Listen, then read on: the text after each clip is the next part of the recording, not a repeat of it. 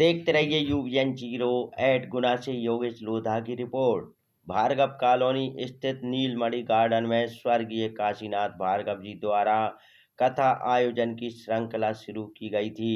उनके पुत्र नर्मदा प्रसाद भार्गव एवं गिरिराज भार्गव आज भी इस श्रृंखला को जारी रखे हुए हैं। कथा कर रहे डॉक्टर राघव आचार्य ने कहा, राष्ट्र सुरक्षित होगा, राष्ट्र की सीमा सुरक्षित होगी, राष्ट्र में शांति बनी रहेगी, राष्ट्र में रहने वाले नागरिक अपनी सांस्कृतिक एवं कर्म का पालन कर पाएंगे, राष्ट्र के साथ ही धर्म की महत्व है। देखते रहिए यूवीएन 08 ताज़ा खबरों के लिए हमारे साथ बने रहिए। गया तो कहीं न कहीं हिंदुओं के ऊपर बहुत दिनों से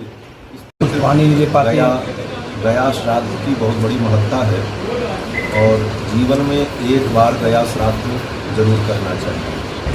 लेकिन पितृपक्ष की जहाँ तक बात है तो पितृपक्ष में कोई गया जा पावे अथवा न जा पावे, फिर भी अपने घर में रहकर ही नित्य पितरों का तर्पण पितृपक्ष में और पिता की तिथि में पार्वन श्राद्ध और ब्राह्मण भोजन जो शास्त्रीय विधान है वो विधान वह अगर करता है तो घर में रह करके ही पितरों का श्राद्ध और पूजन करने पर पितरों की तृप्ति होती है।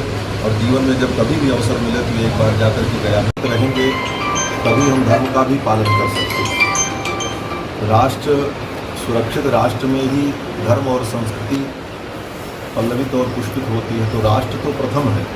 राष्ट्र अगर सुरक्षित होगा और राष्ट्र की सीमाएं सुरक्षित होंगी और राष्ट्र में शांति बनी रहेगी, तभी राष्ट्र में रहने वाले वहाँ के नागरिक अपने धर्म का और अपनी संस्कृति का पालन कर पाएंगे। तो प्रथम तो राष्ट्र की ही महत्ता है और राष्ट्र के साथ साथ धर्म की भी महत्ता है।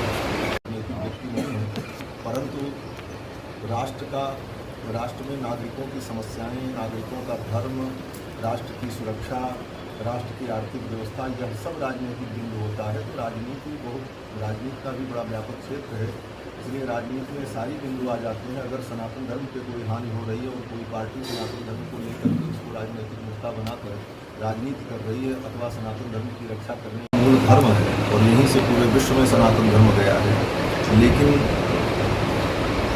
विगत वर्षों में कई दशकों में यहाँ के राजनीतिक लोगों ने सनातन धर्म की जो उपेक्षा की, सनातन धर्मावलंबियों के साथ दोगला व्यवहार किया और अन्य पंथ का उन्होंने पोषण किया, उसका परिणाम हुआ है कि आज सनातन जागृत हुआ और सनातन के लोग जागृत हैं। तो अगर आज कोई सनातन की बात कर रहा है, सनातन के पक्ष में बोलने को तैयार, भारत हिंदू राष्ट्र तो है ही है, संवैधानिक रूप से जो भी संविधान की व्यवस्था है वो तो है ही है, लेकिन हिंदू राष्ट्र है, यहाँ सब कुछ यहाँ का हिंदुओं का ही है। गंगा जमुना सरस्वती सारी नदियाँ, यहाँ के प्राकृतिक पर्यावरण के सारे अंग, बड़े बड़े पर्वत, सबका नामकरण, सबका इतिहास सब सनातन धर्म से ही, हिंदू धर्म से जुड़ा हुआ है। चल रहा है ना कि हिंदू राष्ट्र बनाया जाए, हिंदू राष्ट्र की अपेक्षा हम तो यही कहते हैं कि राम राज्य आप सहमत हैं? क्योंकि उससे हम इसलिए सहमत हैं कि हिंदू तो हम सब हिंदू है ही हैं,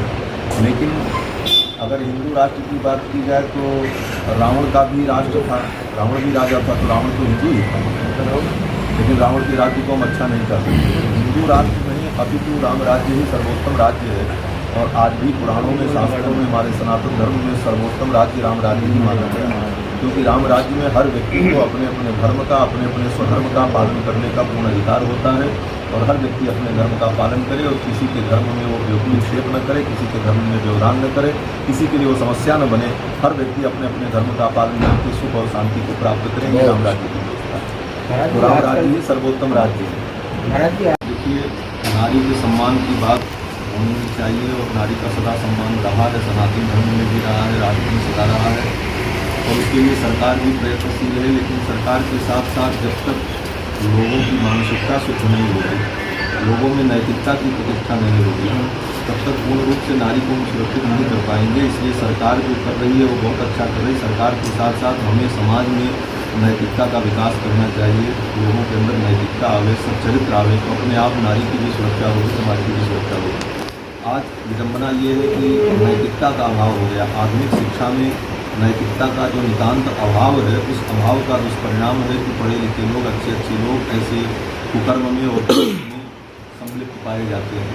तो मूल रूप से समाज को शिक्षा और संस्कार ही जागृत रखता है और उसको सुरक्षित रखता है, तो समाज में शिक्षा और संस्कार का प्रचार हो, यह भी बहुत आवश्यक है।